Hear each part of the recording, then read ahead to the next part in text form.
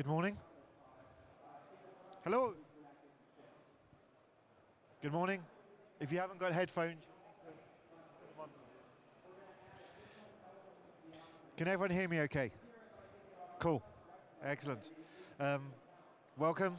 I'm Steve Blackwell. I lead our Manufacturing Center of Excellence at AWS. I've been with Amazon now for just over 7 years, based in Seattle, contrary to my accent. I've been in manufacturing the whole of my career. Started off as an engineer designing products for Caterpillar. From there, I kind of moved over to pharmaceutical, doing some work in R&D. Then I moved to Rolls-Royce Aerospace, where I moved more into kind of the shop floor manufacturing space.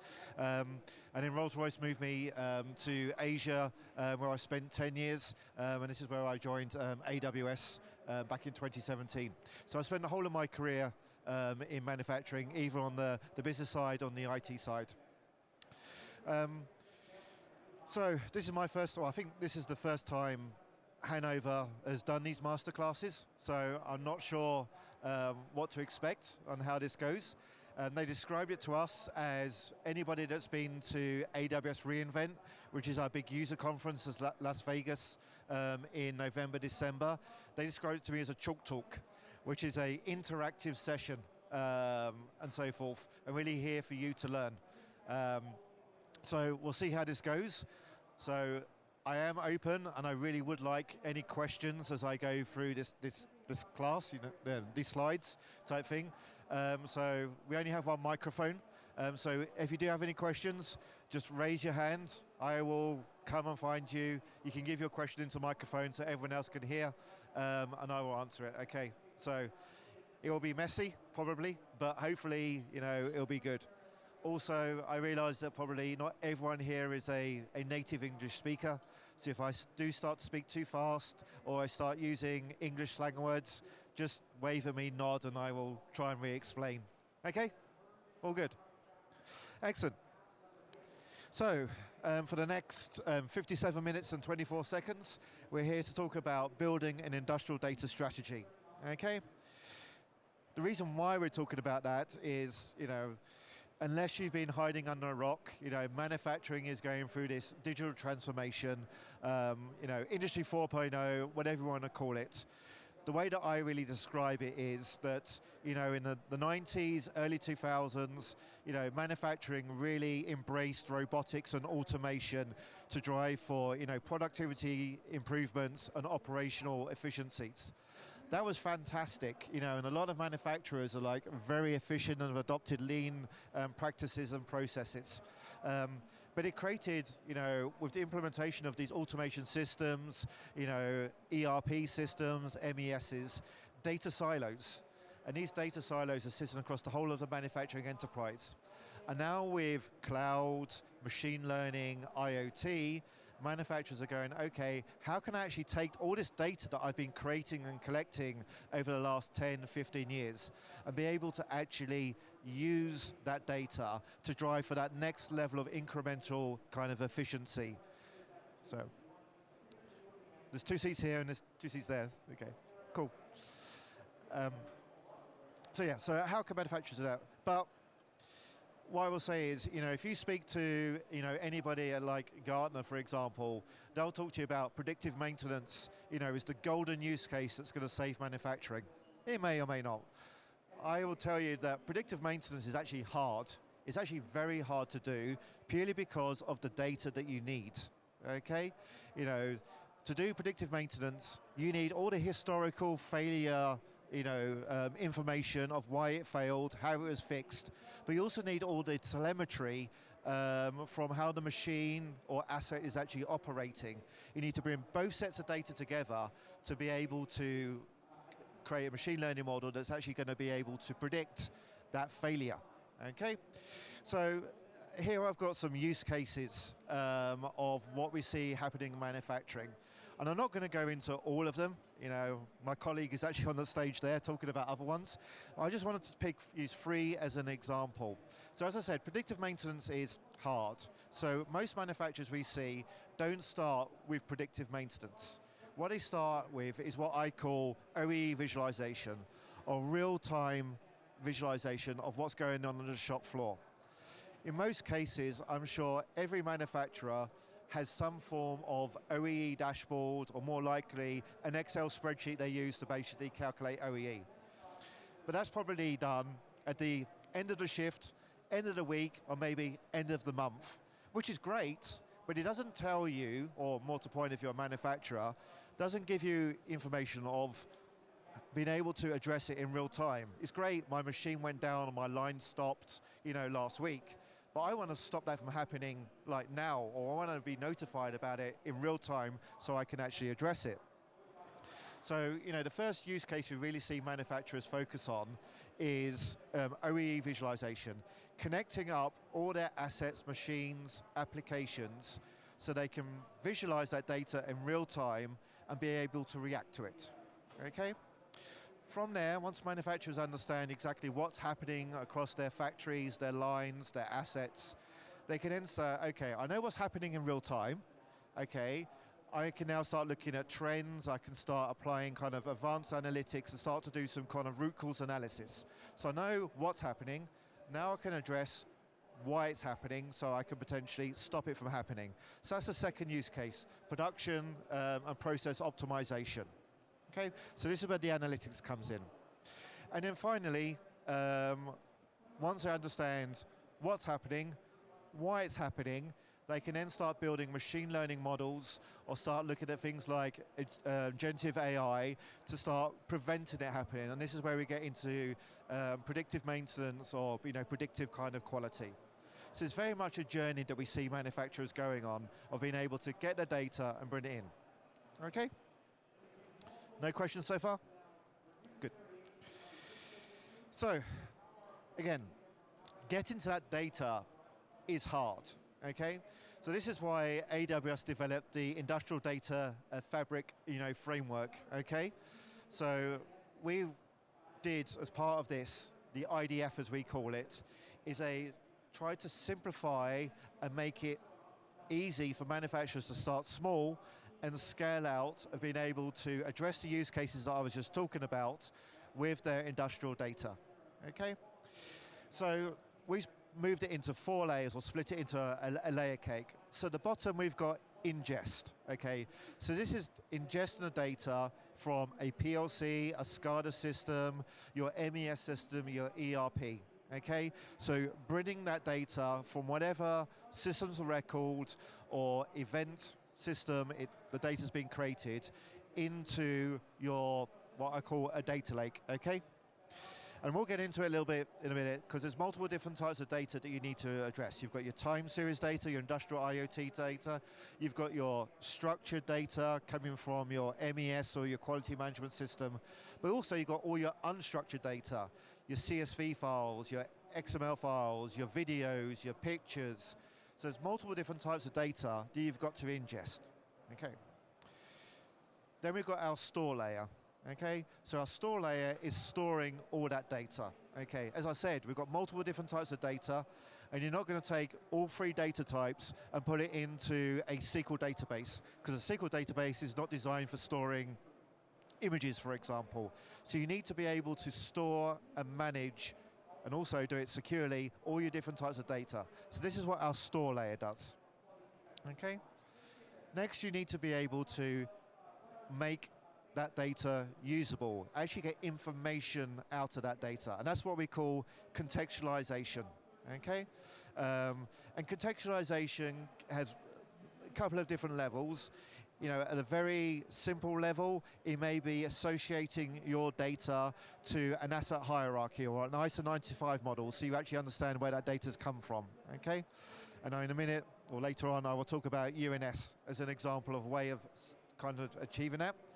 But also contextualization could be a knowledge graph, okay? And a great example of this is if you talk about quality, for example. I've got a quality issue, okay, a non-conformance to my system. I may want to actually then want to go, okay, what's the traceability of that quality issue? What machine was that quality issue created on? Who was the operator working on that machine? I may have multiple suppliers providing parts. Which supplier provided that part for that particular batch? what was the temperature, vibration, pressure, spindle speed when that part was actually being manufactured? All that different types of data has come from different data sources, and I need to link it together. I need to create that genealogy or traceability, okay? So this is where the manufacturing knowledge graph kind of comes in, and I'll talk a little bit about that later on. And then finally, we have our ACT layer, okay? So all great, we've ingested our data, we've stored our data, we've made our data actually meaningful, but we want to use our data. So this is where our ACT layer comes in. An ACT could be a machine learning model, it could be a dashboard, it could be an API, but in most cases, it's going to be the systems of record. So, you know, for example, predictive maintenance, I'll go back to that again. You may actually be using SAP's plant management module for doing all your maintenance and so forth. So you may be taking data out of SAP, bringing it through ingest into store, running your machine learning model that's going to actually predict that an asset's going to fail, and then you actually want to create a maintenance work order to your maintenance engineer, so the next planned outage, they can actually go and actually do the task so the machine doesn't break down. So the output of the machine learning model is actually going to create a work order in SAP PM, okay? And this is where, you know, agentic AI really comes in to kind of automate that. I'm not going to talk about that, but this is an example where the ACT layer comes in, where the system of record could be producing data, but it also could be consuming data. Okay, so our ACT layer takes that. Okay, cool. Any questions so far? All good? Cool. So, if I take that and like break it down into each individual component, this is what the overall kind of architecture will actually look like. Now, AWS, when we talk about cloud, what we're really talking about is hybrid cloud, okay? The AWS cloud and an industrial edge. I want to spend 2 seconds talking about this. So industrial edge to us, all it is compute and storage within the four walls of the factory that's actually being managed and orchestrated by the cloud, okay? An industrial edge device could be a mini, or it could be a Raspberry Pi, very small footprint. It could be a full rack of servers. You know, we don't, or it could be AWS's managed service, AWS Outpost, okay? From a manufacturing point of view, we don't differentiate what that edge is, okay? As long as it's a compute and storage that's actually being managed by the cloud. But the industrial edge provides a very key kind of capability in the industrial data strategy, okay? So first of all, we've got to have the protocols to be able to connect to our industrial data sources to be able to ingest that data. So this is where the protocols will sit, at the edge. They'll be talking to the PLCs via OPC-UA or Modbus or Profinet, or if it's an application, you may have a JDBC driver that's actually going to be going into that SQL database. So all your protocols are sitting down at the edge. We then have our data collection, okay? So we have the ability to use those protocols to go retrieve the data. Now that may be based on event-based. It may be streamed out, like if it's a PLC, it's going to be publishing, you know, tags every time a tag changes.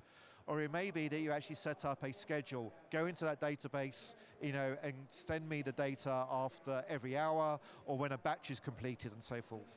So this is where we're collecting our data. And we need a mechanism to be able to collect our data based on all the different types of events or scenarios we've got on the factory floor. We then have our data pipelines. So this is where we're bringing our data up into the cloud. Now, data pipelines provide two kind of key capabilities. One, it also gives us the ability to do real-time analysis. So for example, very bad example, you know, let's say we're monitoring a pump and we determine that if the pressure of a pump goes above 4 bar, then we actually need to pull an and-on call to actually, you know, alert someone that there's going to be a problem here. You can set thresholds in your data pipeline, you know, upper and lower limits. Some data pipelines have the ability to actually look over a particular time period. You know, if you see a data variable, you know, go close to my upper limit or lower limit within an hour window, again, pull my and on called. Data pipelines also allow us to do transformation of our data, okay? Some PLCs may have 50, 100 tags. All those tags may be changing on a millisecond basis.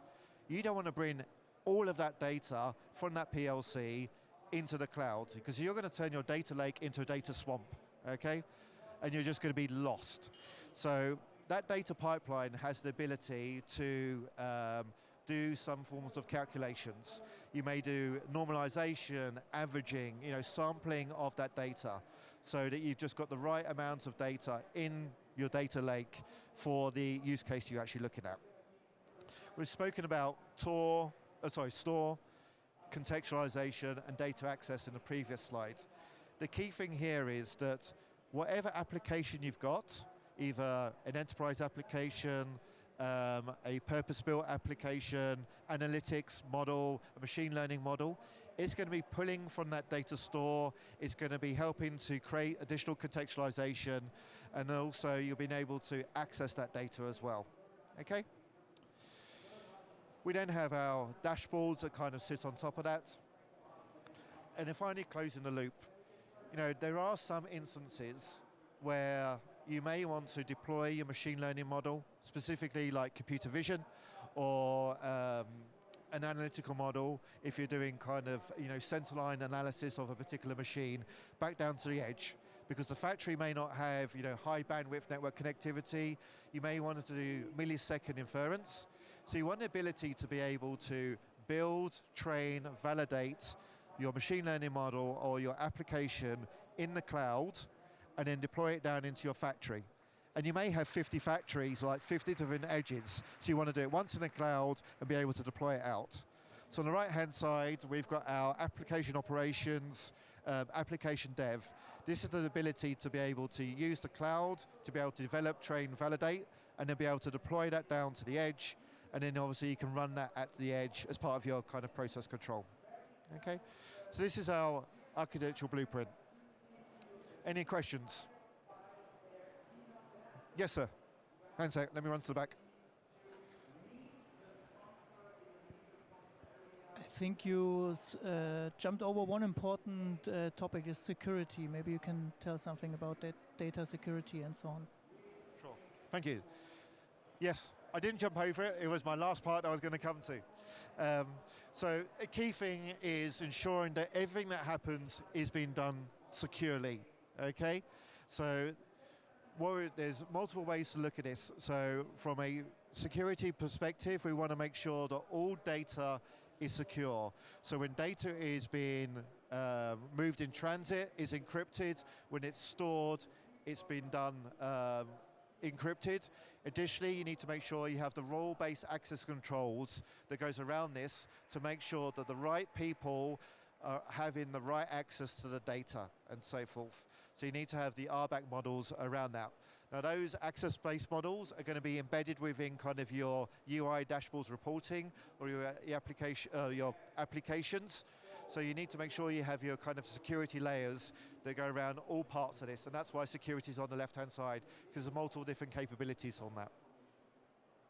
Okay, cool. Okay, so let's get into this. So let's talk about data and kind of the core of our kind of conversation here. So as I mentioned, there's multiple different types of data. We've got time series data, structured data, and unstructured data, okay? But when we look at that data, it's going to go across multiple different types of use cases, and we're going to have different variations of that data. And we need to be able to handle each type of data kind of differently, okay? So our first type of data is our time series data. This is our industrial IoT data coming off our PLCs, off our SCADA systems, off our data historians, okay? And depending on the actual use case is where we're actually going to access that data, okay? So when we talk about real time, we're talking from the point the data is created to potentially, 30 seconds, a minute. These are our hot use cases. These are our real-time visualizations, or where we're going to create, we want to create alarms based on any set thresholds or analytics that we actually deployed. In most cases, a hot use case is going to happen at the edge, okay, because we want to do real time, okay? We then got our warm data, okay? So we describe warm data is near real time, okay? So warm data exists from anything from about 5 minutes after it's been created to potentially, depending on what type of manufacturing you're doing, 24 hours, maybe a week, okay? The app, warm data use cases are you want the data live, okay, but you're more kind of going, okay, give me that time slice between Tuesday afternoon and Wednesday morning that I actually want to compare, some data values. So you still need the data online, but you're going to be doing more kind of ad hoc analysis querying. The best way that I describe it is your hot data use cases are more targeted to the operator on the shop floor, okay? Your warm data use cases are probably more targeted to your manufacturing engineer, your process engineer, that's going to be doing some analysis, analytics. So they want the data available to be able to do those queries, those deep dives. They may be taking, some time series data and some structured data. Structured could be quality records, batch, lot, material ID, and actually doing a comparison between that. So they need the data online to be able to do that query, okay, analysis. Then we have our cold data, okay. So you don't want to be able to keep all that data as warm data online accessible, because that's actually going to be, it's expensive types of storage and databases, okay. So at some point you're going to want to move that warm data that's online accessible to a cheaper, more scalable storage place. And this is what we call cold data, okay. Our cold data, we've got 3 types. We've got bronze, silver, and gold within our cold data. So first one is our bronze data. This is our raw data, okay, so we've ingested data from whatever data source it is, our SAP, our Maximo MRO, our Siemens PLC or our Rockwell PLC, and we're going to be storing it in the format that it's been created. Now, someone will call me out on this. There may be a scenario where you have performed some level of calculation on that data, like time series data. You may have taken every 10 seconds or the average over 10 data points, but it's still time series data and it's still stored in a time series database, okay? So this is your bronze data, okay? You're storing it as in the same format that it's been created in. And across our bronze data, we've got time series, structured and unstructured, okay? Next, we've got our silver data set, okay? So our silver data set is what I describe as our use case data set, okay? You've been asked to go, okay, I want to understand, what's the quality pattern of this particular part? Or I actually want to do a predictive maintenance. I want to create a machine learning model to predict the failure of this particular asset or pump. So your data scientist, your data analysts, or maybe even kind of like manufacturing engineers that have the right tooling are going to take multiple different types of data, like a slice of time series data, some structured data, and bring it together to be able to answer the use case, okay? So this is what our silver data is, okay? These are created data sets to address a particular use case that we actually pull from our bronze data, okay? Now a silver data set may only live for a certain period of time, like while you're training a machine learning model or while you're trying to do that analysis, okay, and then you may delete it. Or that silver data may stay around for, a year, 2 years if it's been used in production, for example. And then finally, we've got our gold data, okay? And our gold data is more specifically for our line of business personas, the head of quality, the plant manager, and so forth.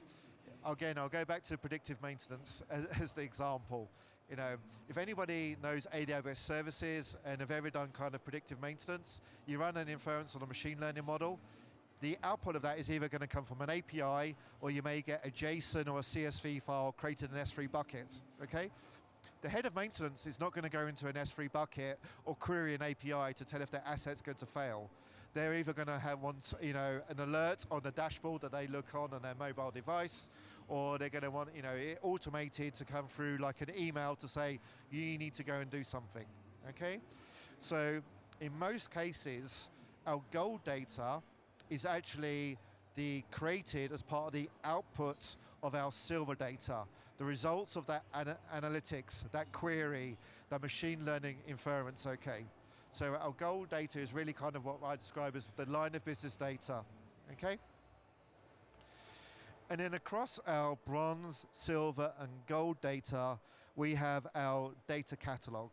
So we need to have the metadata and know exactly what's in each of our bronze, silver, and gold data stores so that people can query and actually use it, okay? Any questions so far? I'll come to you second, sir. I've got one over here first.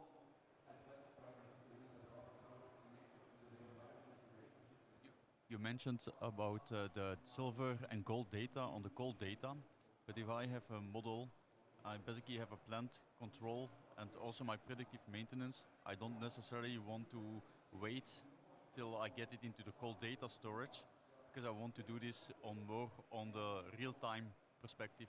So those machine learning and those data sets, can you also have them in the cloud on the hot data or the warm data? So my understanding of your question is about doing real-time kind of machine learning type at the edge. Yes, so to be able to do that real-time machine learning, you still need to be able to train that machine learning model, okay? So you still need to create a data set to be able to train and validate the machine learning model. So once you've created your silver data set, you've trained and validated your machine learning to make sure you've got the accuracy and performance that you actually need. You will then actually deploy that machine learning model down into the actual edge for where it would actually run. At that point, you may decide to actually keep your your silver data set to continually retrain the model to get more accuracy, or you may delete it because it's no longer needed. Okay, does that answer your question? Cool, excellent. There was another question. Thank you. So when I look at the cold data, I assume there's a certain redundancy for a certain period of time, or do you move the data from bronze to silver to gold, or how long is the redundancy if there is some? Yes, so you're always going to want to keep. It's the transition between bronze and silver. You're going to be using some form of kind of ETL kind of query to actually populate from bronze to silver, okay? So there will be some level of duplication of your data as you go through, bronze to silver.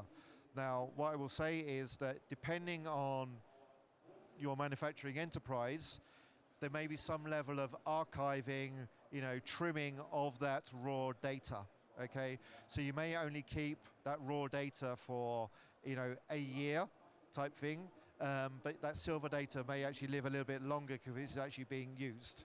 So the data retention, the data lifecycle policy is going to be very dependent on your own manufacturing organization. As I said, I worked at Rolls-Royce for some years. Like Rolls-Royce has a policy set by the Civil Aviation Period that all data that's related to a particular engine needs to be kept of the life of the engine plus 10 years. Most aircraft engines live for about 65 plus years. So that's a long period of time that actually data needs to be kept. But you would probably archive it from like being within this architecture to maybe a very kind of cold glacier tier where you only need to pull it back when you have been asked on that particular data set. So, yeah, cool. Any more questions? No, cool. Okay. So I've just noticed some of my icons are on black on here, and they should be white. They didn't come across in the template. I do apologize about that. So I am from AWS, so I do need to get some colorful icons in. So what would this actually look like on AWS if we actually deployed this architecture? Okay, now AWS has over 200 services, so there's many ways to do many things in AWS.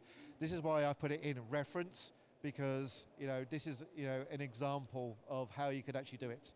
So at the edge, we have AWS IoT Sitewise Edge, which is our managed service for industrial IoT. It actually runs on edge devices, so it would run within the four walls of the factory and really addresses all those hot time series data use cases. For our unstructured data, like images and videos, we've got AWS Storage Gateway. When we talk about warm data, when we talk about industrial IoT, we've got AWS IoT Sitewise. We've also got Amazon TimeStream, which is our purpose-built time series database. When we get into our cold data, it's very much built around Amazon S3 as our object storage, where you actually store the data, either raw format or in a Silver. Amazon Redshift is our data warehouse, so this is where we'd host our gold data. And our data catalog and our manufacturing kind of knowledge graph will be addressed by AWS Glue and Amazon Neptune. Okay? Cool. Yes? Do you have any solution to run the apps on the edge, like run a machine learning model on the edge? Because you are just showing one side of connection and the other side. Correct. Yes, I mean this architecture is very much focused on data, but yes, if you want to build, train a machine learning model and deploy it at the edge, there's two ways of doing that. From an AWS services point of view, we have AWS IoT Greengrass, which is our IoT service. It runs on an edge gateway or an edge server. You can take a machine learning model that you built in SageMaker and actually deploy it onto Greengrass. That runs as a Docker container within Greengrass. The nice thing about using AWS IoT Greengrass is that it has inbuilt communication. So when you ingest data through Greengrass, you can actually run it directly in Greengrass as an inference against the machine learning model and actually then do messaging back. We also see a lot of manufacturers standardizing on Kubernetes to actually run their applications, analytics, machine learning. So we've got in AWS in the cloud, we've got Amazon EKS is our managed Kubernetes service. When it comes to edge, we've got EKS Anywhere, where the data plane and the control plane are both running at the edge. Okay, and that runs on kind of bare metal or VMware. We also got EKS hybrid nodes. So if you want to have your data plane running at the edge where your machine learning model's deployed, but you still want to be able to manage it from the cloud, the control plane's there. So yeah, Kubernetes under EKS, or if it's like standard Docker container, then you've got AWS IoT Greengrass. Cool. Okay, cool. So that's our kind of our data architecture. Now let's talk about a couple of nuances around how do we actually get into more of managing ingesting of that data and using that data. Also, how do we address things like standard units of measure and so forth. Okay, so I'm sure going around the show you've heard about kind of UNS or Unified Namespace, if not before today. So to me, UNS is really kind of a methodology rather than a technology, and I'm sure some people will disagree with me, but this is the way we look at it, type thing.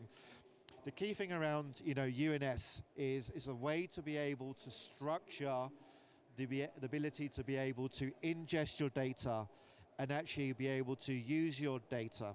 Okay, so this is just a very simple example, But if you look at UNS from a topology point of view, okay, most people are standardizing on using MQTT as the mechanism to implement the UNS. It doesn't always have to be MQTT. You know, we see people using kind of Kafka or, you know, like Amazon Kinesis if they're like kind of streaming their data, okay? The key thing with, you know, UNS, and I want to, you know, really emphasize this, UNS is not a data store, okay? It's a way of being able to publish your data in a hierarchical way to actually make it meaningful so that when someone's actually subscribing to your data, they actually understand the meaning, they've got the context of that data, okay? So we're seeing a lot of manufacturers look at their kind of their ISO 95 model, their topology, and they're really kind of mapping that into a UNS structure. So all the PLCs are publishing, you know, at the device level, you know, cells at a cell level, and then an MES system that's probably traditionally at the site level can actually publish, but it also can subscribe, and it can understand all the data that's coming from like the level 2 and the level 1 kind of assets, okay? We also, from an AWS point of view, we look at this as very much a UNS implementation, that we have a site UNS and an enterprise UNS, okay? And this really kind of gives the scalability and implementation to this. So at the site level, this UNS implementation, we reference it as a manufacturing service bus, okay? The reason why we see it as a site level and then an enterprise level is because with a UNS structure, it's not just north-south, enterprise to PLC, or vice versa, PLC to enterprise, but quite often you're going to have to go in east-west. So you may have machine-to-machine, or more specifically, if you've got a line, you may be taking data from different processes within that line and wanting to bring it together. So you want to enable the ability for data to flow, you know, across the site rather than up and down. So that's why we look at it from a manufacturing service bus. So each factory or plant will have its own implementation of manufacturing service bus, okay? It will also then communicate with what we call the enterprise service bus, okay? Each site will publish its data up into the enterprise, and then the enterprise applications and the data lake will then ingest data from the site level through that enterprise service bus, okay? Key thing here again, I'm going to reiterate, a UNS implementation is not a data store. So as you can see, our data lake is actually a publisher and a subscriber to that enterprise service bus. So the way that data has been ingested in is through the site level, is publishing up to the enterprise level, and then it's then pushed into that actual data lake, okay? Very similar, you could have a implementation where a data historian, a data store, is actually a subscriber to that manufacturing service bus. So that's how it's being populated, okay? It's not part of the UNS implementation, it's a subscriber to that UNS structure, okay? Any questions on UNS? No, good, cool, excellent. Okay, so let's talk about information models, okay, and information standards, because things like UNS are not going to fix the information model problem. You know, if site A calls that machine Bob, and this site B calls that type of machine Jane, you know, UNS is not going to fix that problem, okay? So, you know, all it's going to do is be able to structure the data to give it kind of meaning. So, as part of implementing the industrial data strategy, one of the things we always recommend to our customers is they still need to have a information schema. They need to have an information standard of the way they're actually going to name assets, tags, data, so that everyone understands exactly what it means, okay? And I'll give a very kind of rudimentary kind of example, okay? So some of the challenges we see, okay, I have two machines, machine X and machine Y, okay? One produces, we're gonna look at machine status here. One is gonna produce its machine status of being up, down, and idle with the values of running, error, stop, okay? Machine Y is going to say the same machine status, but it's going to say in progress, stop, and idle. Okay. Now, when we bring that into our data lake, okay, both machines are saying exactly the same thing. They're running. But if I actually look at the data, it's going to say running and in progress. Now, as human beings, we're smart enough, hopefully, to actually go, yes, I understand that. But, you know, for populating, you know, dashboards or building machine learning models, you're going to have to go to a standard so that all values are the same, okay? Another example, telemetry. Temperature, 109.4, machine Y, temperature 43. Those are mathematicians who actually know that's exactly the same temperature, just one's in Fahrenheit, one's in Celsius. The man of customs I talk to that have a problem with unit of measure, doesn't matter if it's temperature, pressure, you know, plants in Europe, plants in the US, you know, there's always kind of variations, okay. This is always going to be a challenge when it comes to using data, okay. Our recommendation from an AWS perspective is you need to agree on an information standard. Across our organization, you know, running is always, machine status is always going to be running, and we're going to use temperature across the board, okay. The key thing is that you don't want to be ingesting that data, storing that data, and the point you're actually consuming it, then actually going, oh, I need to convert this from Fahrenheit to centigrade. You want to be able to, at a point of ingest, be doing that transformation and moving to your standard unit of measure or whatever you're agreed on your status as running, okay? So again, we do this at the edge, okay? The point of ingestion, okay? So, and the way that we look at it, I'll go back to that architecture that we had right at the kind of like slide 2 or 3, is we've got our machine, we've got our protocol connector, we've then got our ability, that pipeline, where we're doing that transform of the data and actually the routing of the data, okay? So we allow our OPCO connector or our Modbus connector, or if we're using MQTT, to be able to talk to that machine and be able to communicate and ingest that data. As soon as we've got it in, we're then going to have a configuration that's going to go, oh, we know that machine type. You know, if you talk to some organizations, they talk about profiles as an example, or companion specifications. For that machine type, we know that that talks in Fahrenheit or uses PSI for pressure. We need to do a transformation to turn it to centigrade or bar, okay? We've done that transformation. Okay, we can then route it to its destination, either be a database, be our data lake, or our applications that are actually going to use it. Okay? The other key thing is, from a scalability point of view, is we want that configuration to be stored centrally, okay? Define once, deploy many times. Okay, so this is again where the cloud comes in. You can define your information standard, your schema, your configuration for that, in the cloud, in a central configuration database, and then deploy it down to the edge. And then when you onboard a new machine, you go, this is, you know, a FANUC CNC machine, you know, as an example, we know this configuration, you know, has this particular pattern. We can just take the configuration and actually deploy it out there. So you're not having to spend 8 hours, 2 weeks onboarding a machine. You can do it very kind of rapidly and quickly. Okay.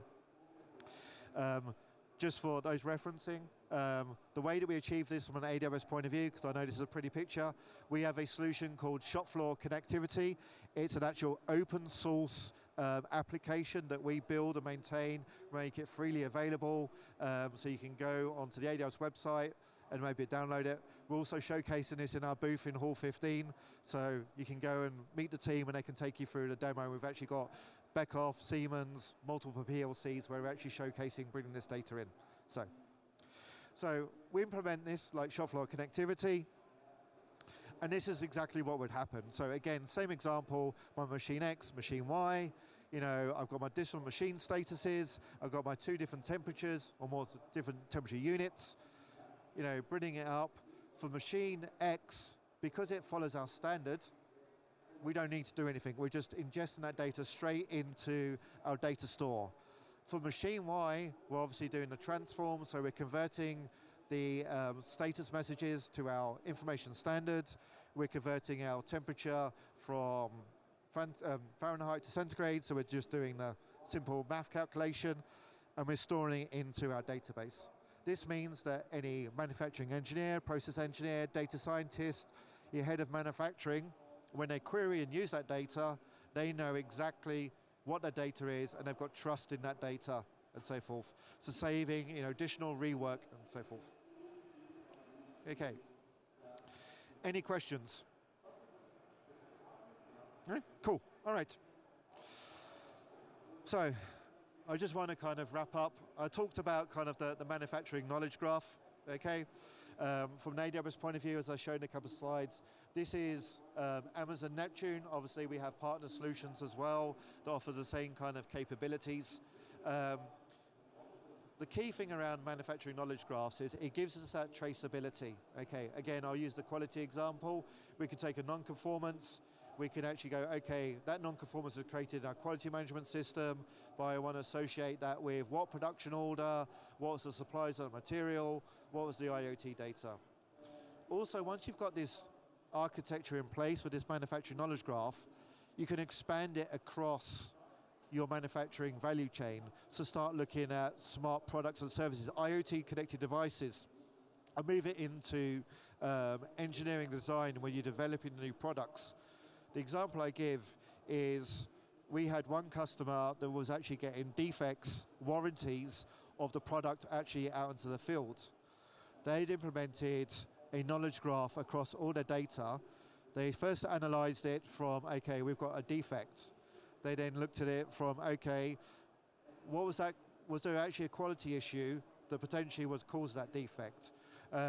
Where was that actual parts created? What factory? Who were the suppliers? Was it actually a manufacturing process that caused that problem? Or was it actually, a engineering problem? We didn't adhere to the right specifications. Or was it actually a requirement problem? Okay, they had that full traceability because they got a knowledge graph. They could easily, and I say that within minutes, be able to run queries from a defect or a quality issue right through all their data sets to understand exactly where that problem comes from. Or more specifically, have the information to determine where that problem comes from. In the case of the customer I'm talking about, it was actually a manufacturing defect. They identified that during the pre-paint process, the pH values were potentially slightly off. That then obviously caused the parts weren't pre-treated correctly, and therefore the paint didn't actually adhere or stick to the metal parts properly, and that's why they were getting warranty claims out there. The only way they could actually achieve that is by having this knowledge graph to be able to link all those different data sets together and be able to interrogate. Okay. Any questions? No? Okay. Cool. Well, with that, I want to say thank you very much. You can reach out to me on LinkedIn if you want to. It's just my initials and surname. Again, please come across to our AWS booth in Hall 15, just across there right at the front. We have 39 of our partners in the booth, covering everything from engine design, smart manufacturing, sustainability, supply chain. Plus we have our AWS services being showcased there. Additionally, we have generative AI applications showing how we use generative AI to capture data from 2D drawings, from compensations, and how you can use generative AI for things like computer vision and so forth. And again, I'll be around for 10 minutes or more, so if you want any questions, just please come up and ask. And with that, thank you.